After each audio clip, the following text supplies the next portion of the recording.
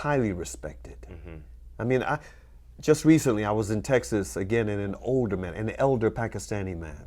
After I spoke at one of the masjids, I saw him the next morning after Fajr prayer. He said, I was here last night.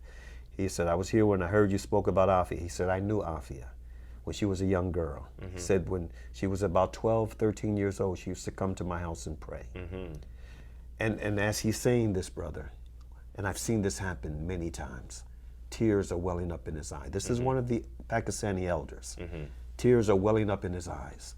And his voice begins to break. And he says, you know, I believe that she is destined for Jannah. And that those who did this to her, they're going to pay dearly. But he, you know, Afia is a young sister who came to the United States when she was just, you know, 17, 18 years old in 1990. She did her freshman year at the University of Houston. She got a full scholarship. After that, I don't want you to be rushed. Producers, give me 5 more minutes. I want this story to be heard. Alhamdulillah. Just give us 5 more minutes on the clock, and Alhamdulillah. we're going to extend this and shorten our next segment. Go ahead. Alhamdulillah. She got a full scholarship to MIT. Full scholarship to Full MIT. scholarship to MIT. She then graduated from MIT with honors. Wow. Went from MIT to Brandeis. She graduated with honors from Brandeis University with a PhD in cognitive neuroscience. This is not the thing that really distinguished Afia, though. It wasn't just her academic prowess.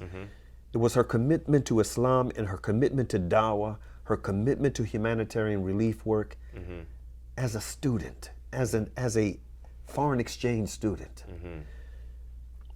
And what propelled this kind of witness from this young Pakistani student, sister, was her having internalized the message of Islam by virtue of being a hafida of Quran. She's a hafida of Quran, in addition to being this outstanding academic. MIT student, full ride scholarship, and memorized the Quran. She was known for her dawah. In fact, so known for her dawah, brother, that there is, and I invite everyone who has not yet seen this video to go to YouTube, put in Afia Siddiqui, Houston, Texas, or Afia Siddiqui, 1991. You'll see a picture of her, a video of her dressed in yellow. She gives an 18-minute speech on the rights and responsibilities of women according to the Quran and Sunnah. You'll see how mature she was, spiritually mature she was at that time, just watching her deliver this speech. And subhanAllah, the MSA president who introduced her, he introduced her by saying she had already been designated the Dawah coordinator. This is at the University of Houston. She had already been designated the Dawah coordinator at MIT before she even got there. That's how far her reputation traveled. And subhanAllah, this young sister, man, What happened? she goes back home after 12 fruitful years in the United States. 2002, she goes back home. She's already married. She's had 2 children, a son by the name of Ahmed, a daughter by the name of Maryam. She's pregnant with young Suleiman. She's married. She had an arranged marriage that didn't work out. She goes back home. Within months of her returning home, her ex-husband divorces her, marries someone else. She gives birth to Suleiman.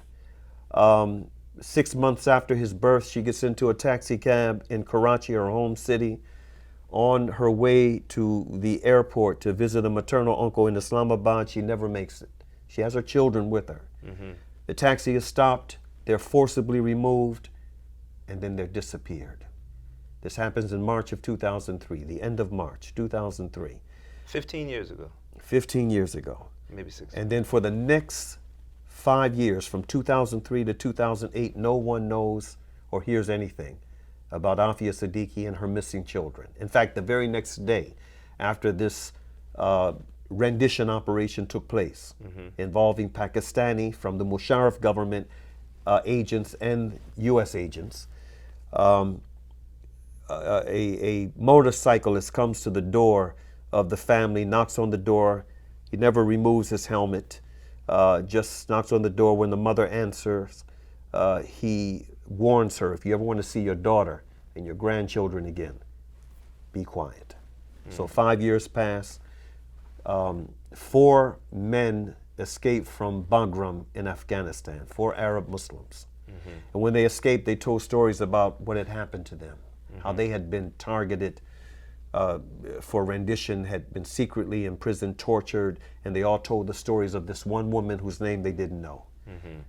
But they described her, a young Pakistani woman in her early to mid-30s who had spent a number of years in the United States being educated, who had been torn from her children, and they would hear her screams, her haunting screams,